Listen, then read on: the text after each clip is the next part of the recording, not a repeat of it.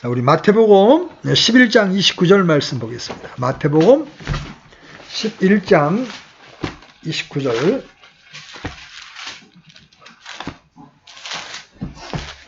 다 찾았으면 같이 읽겠습니다. 시작. 나는 마음이 온유하고 겸손하니 너희 위에 내 멍에를 메고 내게 배우라. 그리하면 너희가 너희의 혼을 위한 안식을 찾으리니. 겸손의 본보기이신 예수 그리스도, 이런 제목으로 말씀을 살펴보겠습니다. 우리는 지난주에 선한 목자이신 예수 그리스도에 대해서 살펴봤습니다. 주님이 선한 목자라는 의미는 몇 가지 의미가 있는데, 첫째는 우리 인간이 반드시 주님의 양이 되어야 한다. 그리고 둘째, 그 선한 목자는 양의 생명을 지켜준다. 셋째로, 선한 목자는 풍성한 양식을 공급해 주신다. 넷째, 선한 목자는 양들을 의의 길로 인도하신다. 그리고 마지막으로 우리도 또 다른 목자가 되어야 함을 말씀해 주십니다. 그러려면 우리가 목자의 음성을 듣고 따라야 하죠. 그죠? 예수님이 우리의 목자가 되십니다. 그죠? 우리 영혼의 목자가 되십니다. 또 지역 교회 안에는 가르치는 형제들이 있어서 인간으로서의 목자의 역할을 감당을 합니다. 그래서 성경의 말씀과 또 설교의 말씀을 잘 듣고 그 말씀을 따라 살아가게 될 때 우리는 선한 목자의 인도를 받을 수가 있는 거예요. 그렇게 선한 목자의 인도를 받게 되면 어떻게 돼? 우리가 가는 길은 의의 길이 되고 행복한 길이 되는 거예요. 근데 만약에 목자의 음성을 거부하면 어떻게 돼요? 양은 신경이 굉장히 약합니다. 방향 분간을 못해. 그래서 엄한 곳에서 빠져서 허우적대는 인생을 살아갈 수밖에 없다. 선한 목자 되신 예수님, 그 목자 되신 그분의 음성을 듣고 따라가는 삶을 살아야 된다. 우리는 지난주에 그런 부분을 배웠어요. 오늘은 그 예수님은 겸손하신 분이시다. 여러분, 이 세상에서는 어때요? 이 세상에서는 자기의 장점을 드러내고 자기가 가진 것 이상으로 자기를 전시해야만 인정을 받는 세상이죠. 그죠? 이 세상은 그래요. 그런데 영적 세계에서는 누가 하나님 앞에 인정을 받아요? 겸손한 사람, 낮아진 사람. 왜? 주님 자신이 겸손한 분이시기 때문에 그렇습니다. 영국의 유명한 설교가였던 마이어는 자신이 목회자로서 깨달은 한 가지 원리를 말하기를, 나는 하나님의 은혜의 선물이 여러 층으로 된 이 선반에 있는 줄로 알고 우리 키가 높아질수록 그 여러 중에 어떤 것을 가질 수 있는 줄로 알았다. 그러나 나는 후에 깨닫기를 하나님의 은혜의 선물은 아래로 내려가면서 여러 층으로 되어 있는 선반에 있는 걸 알게 되었다. 그러므로 이 선물들을 받아 가지려고 하면 내가 높아지기를 원할 것이 아니고 더욱더 나를 굽히고 또 내려가기를 힘써야 한다. 이렇게 말했습니다. 정확한 통찰이죠. 땅에 있는 보화를 얻기 위해서는 우리는 높아져야 합니다. 위로 올라가야 합니다. 그렇죠? 학생 시절에는 더 높은 점수를 얻기 위해서 공부합니다. 더 좋은 레벨의 학교에 가려고, 대학에 가려고 노력을 합니다. 좀 더 높은 지위, 좀 더 높은 연봉, 좀 더 높은 명예를 얻기 위해서 우리는 한 걸음 한 걸음 위로 올라가려고 부단히 노력을 합니다. 교회 성도들 역시 간절히 기도하는 것 중에 하나가 높아지는 겁니다. 하나님께서 은혜를 베푸시고 지혜와 능력을 부어주셔서 좀 더 좋은 것, 높은 것, 많은 것을 얻을 수 있는 자리에 나가게 해주시기를 기도합니다. 그래서 그가 열심히 공부하고 기도해서 고시에 패스하거나 아주 유명한 인류대학에 가게 되면 어떻게 돼? 하나님의 은혜라고 이야기합니다. 왜 그럴까요? 그가 신자라 할지라도 그가 얻고자 하는 보물이 하늘에 있는 것이 아니라 땅에 있는 것들이기 때문입니다. 때로 목회자들은 이런 것들을 기복신앙이라고 강하게 비판하지만 자신들 역시 좀 더 많은 성도, 좀 더 넓고 좋은 시설의 교회 건물, 좀 더 명망 있는 목회자로 이름을 날리고 싶어하는 그런 숨은 욕망을 가지고 있는 경우가 많습니다. 그래서 좋은 대학에서 높은 학위를, 신학 학사보다는 신학 석사를, 석사보다는 박사를 취득한 후에 목회를 시작하는 일도 부주의수입니다. 이 땅속에 깊이 있는 보화들을 캐내어 그것들을 더 많이 차지하기 위해서 사람들은 더 높아지려고 합니다. 하지만 저 하늘 높은 곳에 있는 영적 보화들을 얻기 위해서는 우리가 더 낮아져야 합니다. 하늘에 있는 보화는 내가 위로 올라간다고 해서 얻는 것이 아니라 아래로 내려가야만 얻을 수 있는 거예요. 성경의 진리는 언제나 역설로 가득합니다. 성경은 말합니다. 여러분 골로새서 3장 1절로 2절 한번 찾아보십시오. 골로새서 3장 1절로 2절.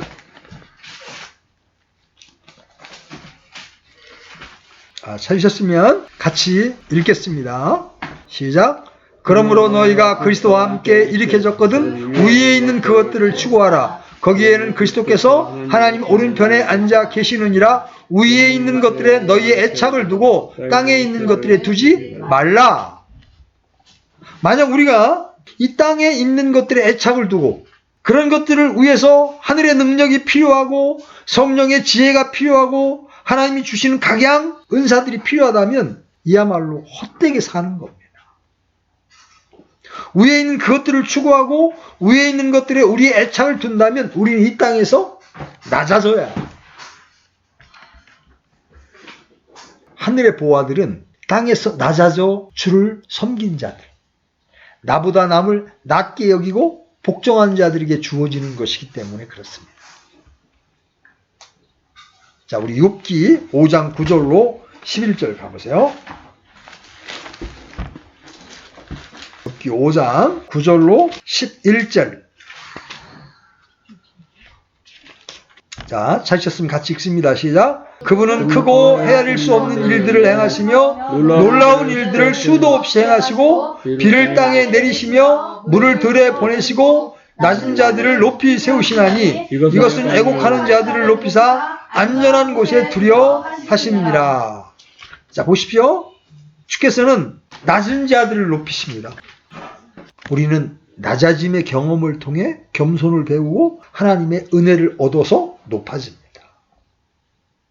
이 세상은 낮은 자들을 멸시합니다. 그렇죠?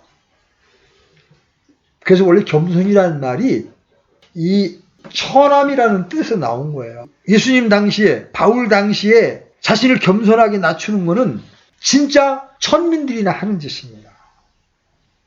배운 사람, 능력 있는 사람은 절대로 자기를 낮추지 않습니다. 자기를 드러내고 자기를 과시했습니다. 그런데 예수님께서 자신을 겸손하게 낮추심으로 인하여 이때부터 이 천하다는 이 의미의 단어가 겸손이라는 의미로 바뀌게 된 거예요. 자, 저와 여러분의 소원, 소망, 애정은 하늘에 있습니까? 땅에 있습니까? 여기에 따라서 겸손의 본질이 달라지는 거예요. 우리가 얻고자 하는 것이 땅에 속한 것, 세상에 속한 것, 육신의 것들이라면 우리는 조금이라도 더 높아져야 합니다. 그죠? 한 발자국이라도 더 앞서가야 합니다.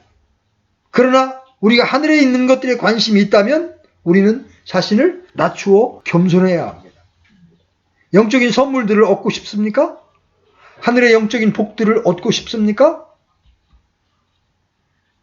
하늘의 영적인 복들과 좋은 선물들을 얻고자 한다면 하늘로 올라가야 하는 것이 아니라 낮아져야 합니다. 세상 사람들이 볼 때 바보 같다고 할 만큼 낮아져야 합니다.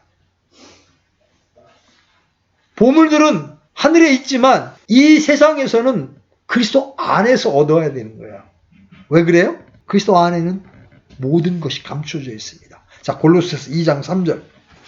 골로새서 2장 3절.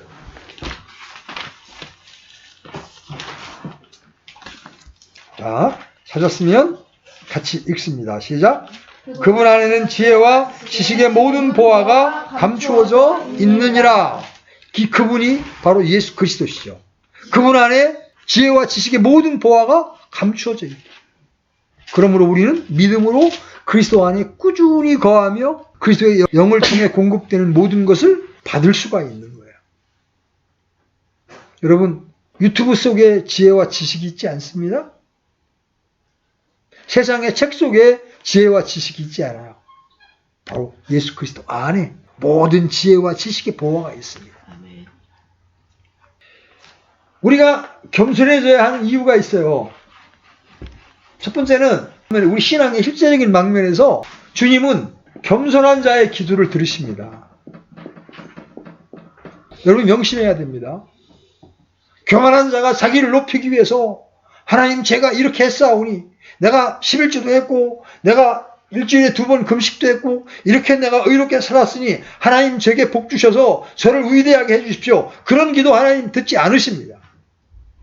겸손한 자가 하나님께 드리는 기도를 하나님 들으신다. 여러분이 겸손해져야 하는 이유, 겸손한 자의 기도를 하나님이 들으신다. 두 번째, 하나님은 은혜를 베푸시되 누구에게 은혜를 베푸세요?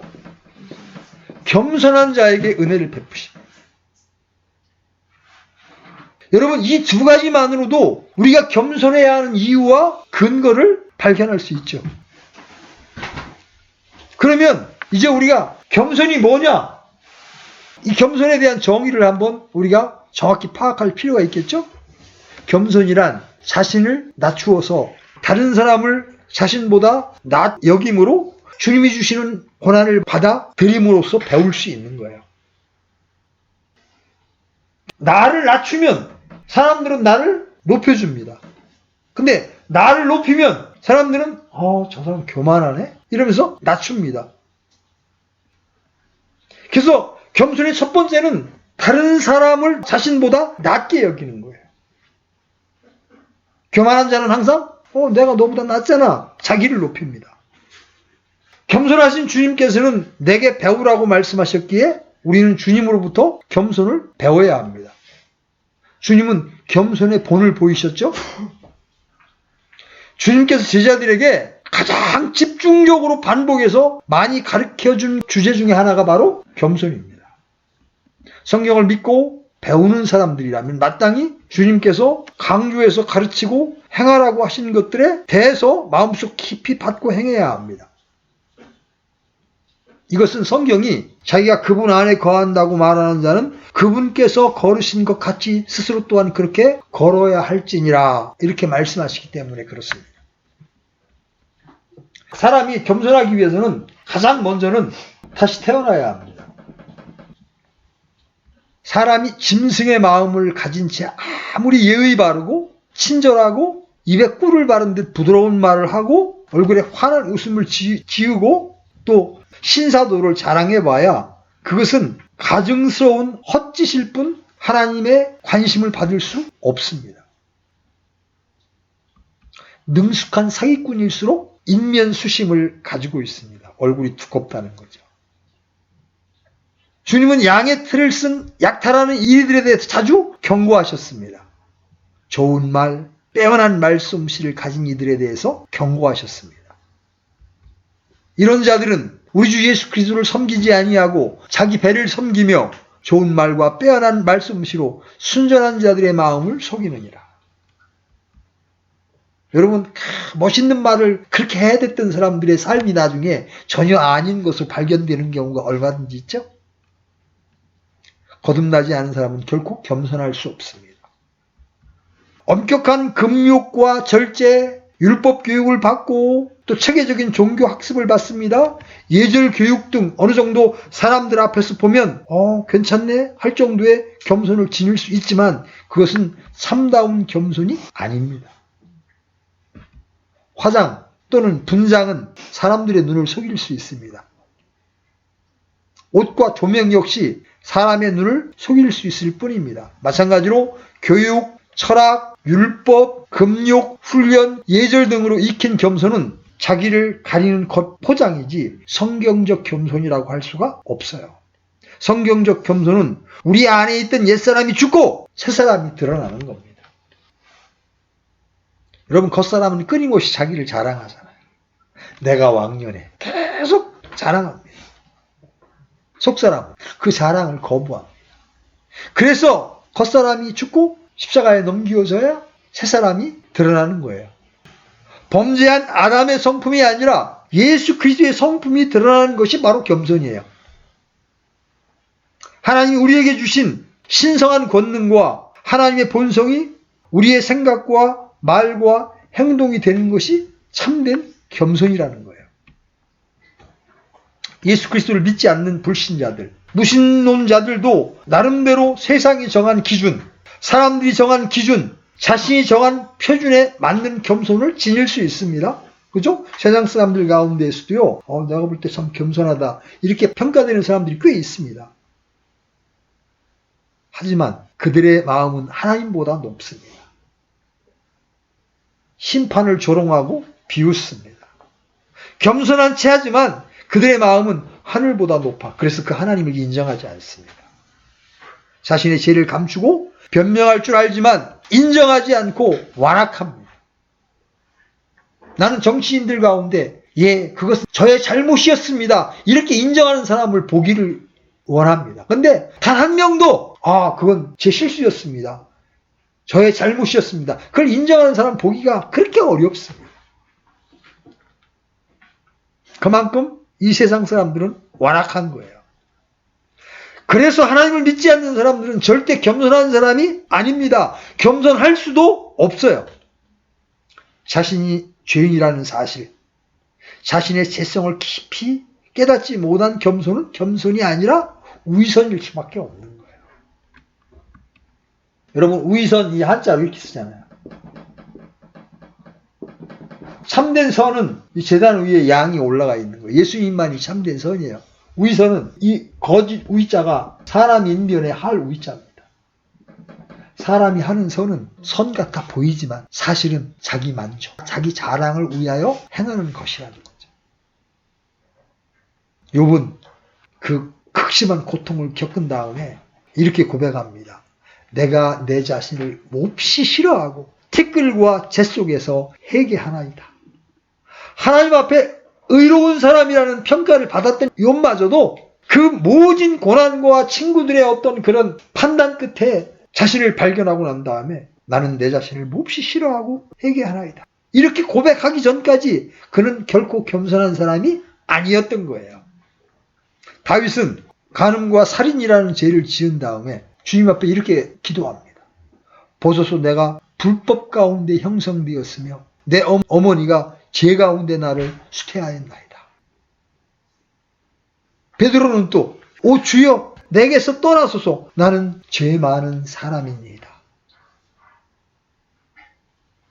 그래서 자기를 보는, 자기의 실체를 보는 것으로부터 회개가 나오고 이 회개를 바탕으로 해서 겸손이 나오게 되는 거예요. 이들은 종교적 수양과 명상, 교육을 통해서 자기의 본질을 본 것이 아니라 주의 말씀의 빛 가운데에서 자기의 더러움, 죄성, 자아의 상태를 본 거예요. 예수 그리스도를 믿는 자들은 예외 없이 자신이 죄 가운데 멸망할 수밖에 없는 죄인이었음을 안 사람들이요, 진리의 말씀을 받아들인 사람들이란 점에서 믿지 않는 어떤 사람들보다 겸손한 사람이라고 할 수가 있는 거예요. 말씀의 빛 가운데에서 자신의 죄성, 자신이 어떠한 사람인지 본 사람들은 자기를 자랑하지 않고, 자기를 뽐내지 않고, 자기의 영광을 구하지 않고, 자기를 높이지 않고, 자기를 사랑하지 않고, 오히려 자기를 미워하고 자신을 낮추며 자기를 부인하고 자기를 기꺼이 십자가에 못 박아 버리는데, 하나님은 이런 사람들을 겸손한 사람이라고 말씀하십니다. 날마다 자기를 부인하고 자기 십자가를 지는 사람이야말로 가장 겸손한 사람이라고 할 수가 있는 거예요. 바울은 자신을 어떻게 묘사합니까? 바울은 율법 아래에 있었을 때는 자기가 율법으로 흠이 없는 자라고 자부할 정도로 대단한 사람이었어요. 근데 그가 예수 그리스도를 만난 다음에 자기를 어떻게 표현합니까? 사도들 중에서 가장 작은 자. 여러분, 우리가 볼 때 사도가 우리 사도들 중에 가장 작은 자예요? 가장 위대한 자입니다.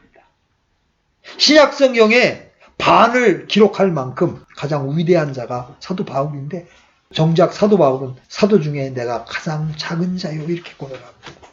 왜 그래요? 자기는 하나님의 거룩한 빛 앞에 자기의 한없이 추한 모습을 보았어요.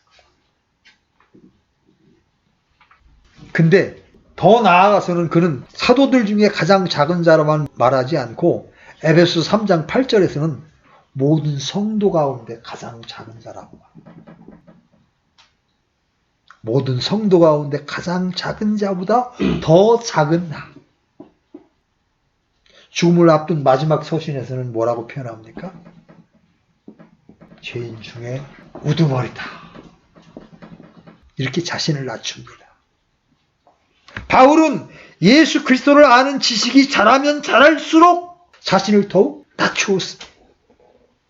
영적 지식이 깊고 부유한 사람일수록 점점 겸손해진다는 것은 예 없는 법칙입니다. 신앙의 연륜이 오래됐다고, 장로가 되었다고, 목회자가 되었다고 목에 힘주는 사람은 예수님과의 친밀한 교제가 없는 사람이에요. 예수님을 알면 알수록 그는 낮아질 수밖에 없는 거예요. 성경은 낮은 자들이 얻는 하나님의 은혜를 수없이 많이 기록하고 있습니다. 그 대표적인 예가 다윗이죠. 다윗은 형제들 중에서 가장 작은 자였습니다. 그런데 주님께서 그를 높이 세우시고 이스라엘의 왕이 되게 하셨죠. 다윗의 간증을 한번 들어보십시오. 시편 116편 6절. 시편 116편 6절. 같이 한번 읽어보겠습니다. 시작. 주께서는 단순한 자를 보존하시나니 내가 낮게 되었을 때에 그분께서 나를 도우셨도다. 내가 낮게 되었을 때에 그분께서 나를 도우셨도다. 교만한 사람을 하나님은 돕지 않으십니다. 내가 낮게 되었을 때 주님은 겸손한 자에게 은혜를 베푸시고 겸손한 자의 부르짖음을 들으시고 겸손한 자들을 돌보시고 겸손한 자에게 관심을 기울이십니다. 이런 진리를 깊이 깨닫고 받아들이지 못하는 사람들은 세상의 이치와 가치관을 그대로 교회에 갖고 들어와 신앙생활을 합니다. 그래서 교회 안에서도 인정받기를 원합니다. 자기 이름이 나기를 원합니다. 주 예수 그리스도께서 제자들에게 집중적으로 가르친 한 가지 주제가 바로 겸손이에요. 제자들은 계속해서 서로와 서로를 비교합니다. 그렇죠? 12 제자들을 틈만 나면 싸웁니다. 누가 큰 자인가? 높은 자리를 얻고자 하는 불타는 욕망이 이글거립니다. 오늘날 교회 내 형제들이나 사역자들의 모습 역시 이 사도행전의 사도들의 모습보다는 복음서의 제자들의 모습과 훨씬 유사합니다. 크게 되고 싶은 것은 육신의 본성입니다. 제자들이 예수님을 따른 동기 중에 하나가 크게 되는 거예요. 예수님이 왕이 되면 좌의정하고 우의정하겠다는 겁니다. 입신양면의 출세욕은 없는 이가 없어요. 이 세상 사람들은. 그렇죠? 그런데 주님은 이런 그들에게 큰 자가 되는 비결은 겸손이라고 말씀하셨습니다. 여러분 마태복음 23장 11절로 12절 열어보십시오. 마태복음 23장 11절로 12절. 자, 찾으셨으면 같이 읽겠습니다. 시작. 오직 너희 가운데 가장 큰 자는 너희 종이 될지니라. 누구든지 자기를 높이는 자는 낮아지고 자기를 낮추는 자는 높아지리라. 자기가 자기를 높이는 것은 넘어짐의 길이고 멸망의 길입니다.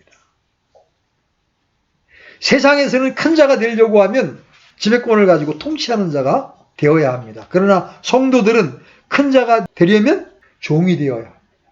종이 되어 섬겨야 합니다. 마태복음 20장으로 돌아가셔서 26절로 27절부터 마태복음 20장 26절로 27절. 자, 같이 읽겠습니다. 시작. 너희끼리는 그리하지 말지니 너희 가운데 누구든지 크게 되고자 하는 자는 너희를 섬기는 자가 되고 너희 가운데 누구든지 으뜸이 되고자 하는 자는 너희 종이 될지니라. 여러분의 직장에서, 여러분의 학교에서 여러분 섬기는 자가 되십시오. 낮은 자리에서 섬기면 하나님은 여러분을 높여주십니다. 세상에서와 달리 큰 자가 되는 데는 높은 학위, 많은 재산, 강한 권력, 탁월한 재능, 좋은 가문이 필요한 게 아니에요. 세상에서는 그런 게 필요하죠? 여러분, 피땀 흘려 열심히 이룬 업적이 있어야 하는 것도 아니에요. 많은 인기를 얻어야 하는 것도 아닙니다. 주님은 너희 모든 사람 중에서 가장 작은 사람, 곧 그가 큰 자이기 때문이라 이렇게 말씀하십니다. 자신을 낮추면 낮출수록 더욱 큰 자가 되는 겁니다. 하늘의 각양, 좋은 선물들, 하나님의 은혜는 낮은 자 위에 임하기 때문에 그렇습니다. 이 땅에서 자신을 낮추면 때가 되면 주님은 그를 높여주십니다. 자, 야고보서 4장 10절. 야고보서 4장 10절.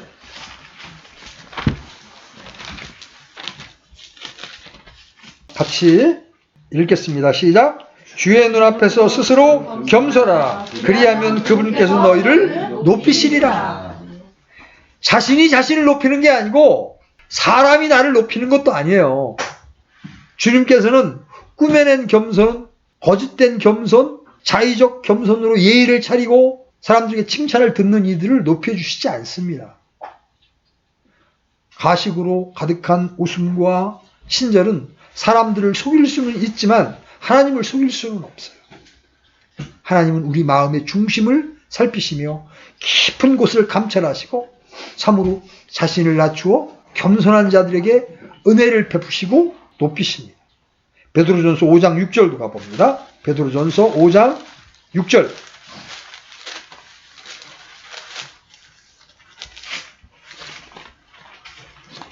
같이 읽습니다. 시작. 그러므로 하나님의 강한 손 밑에서 스스로 겸손하라. 그리하면 정하신 때에 그분께서 너희를 높이시리라. 때가 되면 하나님께서 겸손한 자를 높여 주십니다. 스스로 자신을 은근히 드러내려고 애를 쓰지 않아도 됩니다.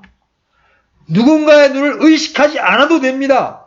언제나 빛을 볼 수 있을지 초조해하지 않아도 됩니다. 하나님께서 하나님이 원하시는 때에 높여주시기 때문입니다. 우리 주님의 마음은 온유하고 겸손하십니다. 우리가 아까 읽은 본문 마태복음 11장 29절. 나는 마음이 온유하고 겸손하니 너희 위에 내 멍에를 메고 내게서 배우라. 그리하면 너희가 너희의 혼을 위한 안식을 찾으리니. 우리가 온유하고 겸손하신 그리스도의 마음을 가지면 겸손의 문제는 자연스럽게 해결이 됩니다. 그리스도의 영을 가진 이들은 그리스도의 마음을 가지고 살아가야 합니다. 그죠? 그리스도의 영을 가진 사람이 짐승의 마음을 가지고 있다면 이건 전혀 어울리지가 않는 거잖아요. 그리스도의 영을 가진 이들이라면 마땅히 그리스도의 마음을 가져야 합니다.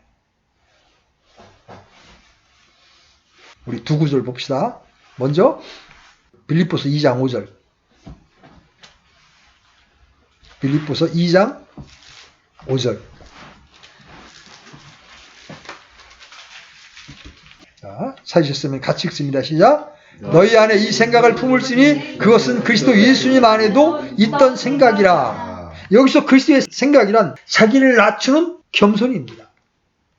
하나님이신 그분이 무명한 자가 되어서 이 땅에 육신의 모습으로 오셨습니다. 그리고 죄인인 우리를 대신하여 십자가에 죽기까지 하셨습니다. 이게 그리스도의 생각입니다. 자, 고린도전서 2장 16절도 봅니다. 고린도전서 2장 16절.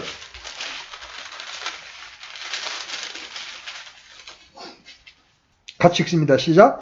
누가 주의 생각을 알아서 그를 가르치겠느냐? 그러나 우리가 그리스도의 생각을 가졌느니라. 성경은 우리가 그리스도의 생각을 가지고 있다고 말합니다. 이제 때가 되어 그리스도께서 다시 오심으로 주님이 입으신 그 몸, 영광스러운 부활의 몸을 입으면 모든 것은 완벽해집니다. 성도들이 이 땅에서 그리스도의 영으로 충만하면 그리스도의 생각이 자연스럽게 우리의 생각이 되고 우리의 사상이 되고 우리의 가치관이 됩니다. 무슨 일에나 말에서나 그리스도께서 생각하신 것처럼 생각하게 됩니다. 사람이 변하는 것은 훈련이나 교육이나 매질이나 발레스 되는 것이 아니라 그리스도의 생각을 지니고 그 생각이 나의 생각이 될 때 자연스럽게 변화되는 거예요. 그래서 빌립보서 2장 5절은 아까 본 대로 이렇게 말씀하시죠. 너희 안에 이 생각을 품을지니 그것은 그리스도 예수님 안에도 있던 생각이다. 우리가 품어야 할 생각, 마음은 탐욕으로 단련된 마음이 아니에요. 음욕으로 가득 찬 마음이 아니에요. 본성대로 살다 죽는 짐승의 마음이 아니에요. 우리가 품어야 할 생각, 품어야 할 마음은 그리스도의 마음, 그리스도의 생각, 즉 겸손입니다. 하나님 신분이 인간으로까지 낮아진 겸손. 모든 성도는 하나님의 성품과 그리스도의 마음이 주어져 있습니다. 주님은 십자가를 앞두고 제자들에게 겸손에 대해서 다시 한번 가르치셨습니다. 먼저 왕으로 예루살렘으로 입성할 때입니다. 유대 전역에서 올라온 사람들이 호산나 호산나 외쳤죠. 주님을 왕으로 영접했습니다. 그런데 주님은 말을 타는 대신 뭘 탔어요? 나귀를 타셨습니다. 왜 말이 아니라 나귀를 타신 겁니까? 자, 스가랴서 9장 9절 가보시죠. 스가랴서 9장 9절.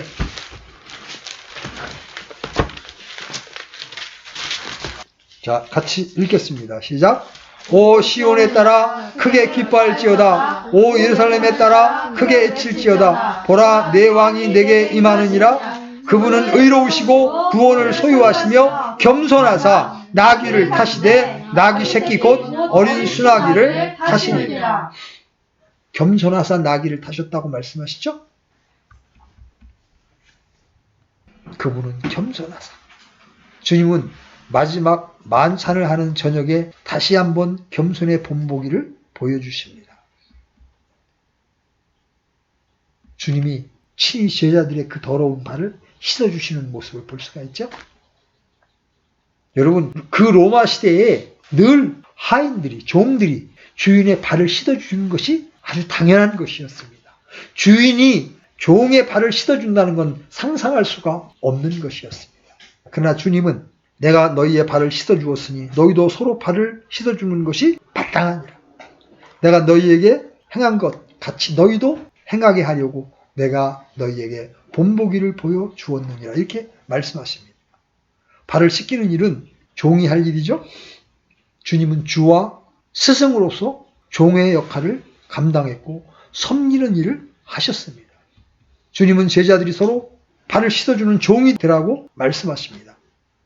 우리는 서로가 서로를 섬기고 복종해야 합니다.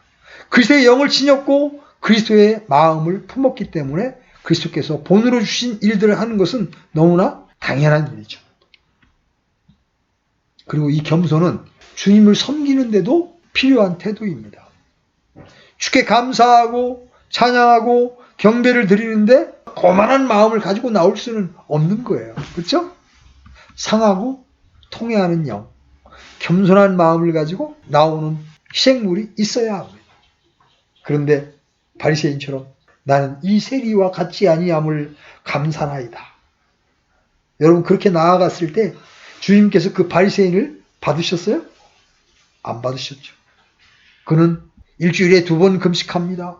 내 모든 소유의 11조를 드립니다. 아주 모범적인 종교인이고 하나님을 믿는 신자에는 틀림없지만 그에게는 겸손한 마음, 통회하는 마음, 상한 영, 이런 그리스도의 마음이 전혀 없었기에 주님은 그를 받지 않으셨습니다. 그가 드린 예물에 문제가 있는 것이 아니죠. 금식을 하고 11조를 하는 거 훌륭한 일입니다. 본받을 만한 일입니다. 하지만 문제는 마음이에요. 잠언 21장 27절에 사악한 자의 희생물은 가증한 것이거늘 하물며 그가 사악한 생각으로 그것을 가져오면 얼마나 더 가증하겠느냐 이렇게 말씀하십니다. 겸손은 기도와 예배, 주를 섬기는 일의 가장 기본적인 태도예요. 그래서 바울은 자기가 이렇게 섬겼다고 고백합니다. 곧 온전히 겸손한 마음과 많은 눈물로 주를 섬기며. 바울이 무엇으로 주님을 섬겼습니까? 온전히 겸손한 마음으로 섬겼다고 말합니다. 또 겸손은 성도들과의 교제에도 필요한 마음이죠. 그래서 에베소 4장 2절에 이렇게 말씀하시죠. 모든 겸손과 온유와 오래 참음으로 사랑 안에서 서로 참아주며. 교회가 하나 되는 데는 이 겸손이 절대적으로 필요합니다. 자, 빌립보서 2장 3절은 이렇게 말씀하십니다. 어떤 일도 다툼이나 헛된 영광으로 하지 말고 오직 겸손한 생각으로 각각 자기보다 남을 더 낮게 여기며. 겸손이 없으면 성도 간의 교제는 매우 피상적이 되고 위선적이 됩니다. 상대방을 인정하지 않는데 상대방에서 나오는 말이 내 마음속에 들어오겠어요? 나보다 그 형제를 낮게 여겨야 그 형제가 하는 말이 귀에 들어오게 됩니다. 내가 너보다 나. 그러면서 높은 마음을 가지고 있으면요. 절대로 설교나 교제가 들리지가 않는 겁니다.